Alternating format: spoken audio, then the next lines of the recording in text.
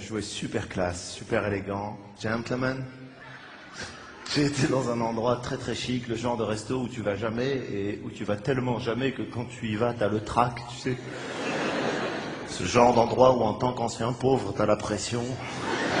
Oui, je préfère ancien pauvre que nouveau riche.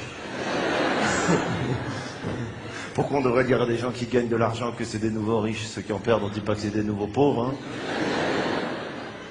Je sais que c'est un tabou de parler d'argent en France, il faut pas parler d'argent. Ah non, non, il n'y a pas... Non, alors tes conneries, il faut en parler, les riches et les pauvres et tout, c'est au cœur des débats sociaux-politiques, il faut en parler, les riches et les pauvres sont pas les mêmes, pas parce qu'il y en a qui ont de l'argent et d'autres qui n'ont pas d'argent, c'est parce que c'est une histoire d'ambiance. Quoi? L'enfant d'un riche, il a entendu des phrases que l'enfant d'un pauvre, il n'a pas entendu.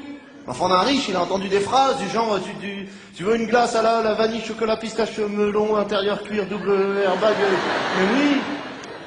L'enfant d'un pauvre, il a entendu, tu veux une glace? Ouais. Ah ben moi aussi.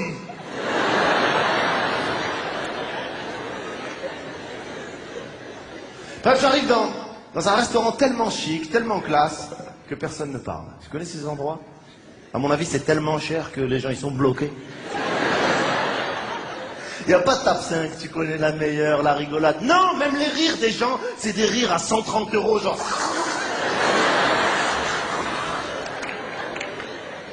C'est tellement classe, c'est tellement chic, c'est tellement élégant qu'il y a une dame, elle joue de la harpe. Et toi, tu fais genre, ouais, c'est normal, je connais, il y a pas de problème. Arrête tes conneries, d'où tu connais. Quand t'allais dans un kebab, il n'y avait pas un mec qui tapait la harpe comme ça.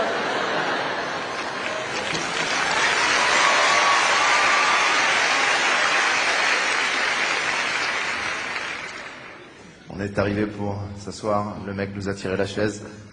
Mais dans ces restos, non seulement il te tire la chaise, mais aussi quand tu fléchis les genoux, il te la repousse. J'ai jamais compris ce truc. Ils veulent coïncider exactement le moment où tu vas t'asseoir avec l'atterrissage de...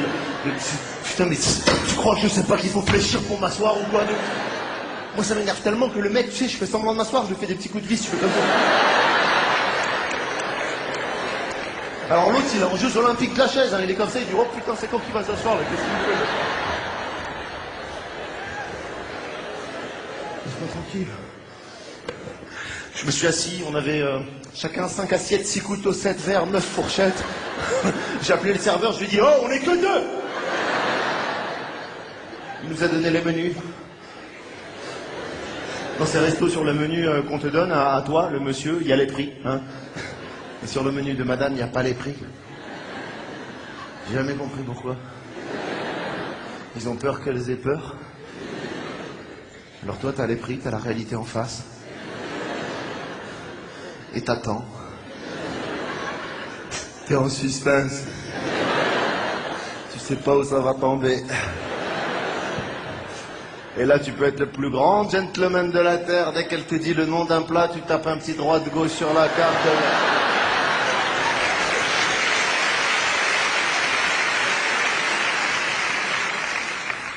Quand le mec te dit ce que tu vas manger dans ces restaurants, je te promets, t'as l'impression qu'il joue dans une pièce de théâtre.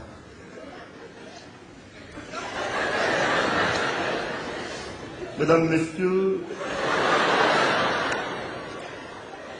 pour vous ce soir, triple salto arrière de pamplemousse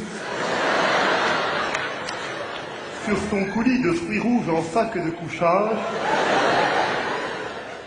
cirboulettes et arbalètes en ananas et catamaran de coin en confit et touffillé, installé délicatement sur sa fine pâte mi-cuite, mi-pute, mi-soumise.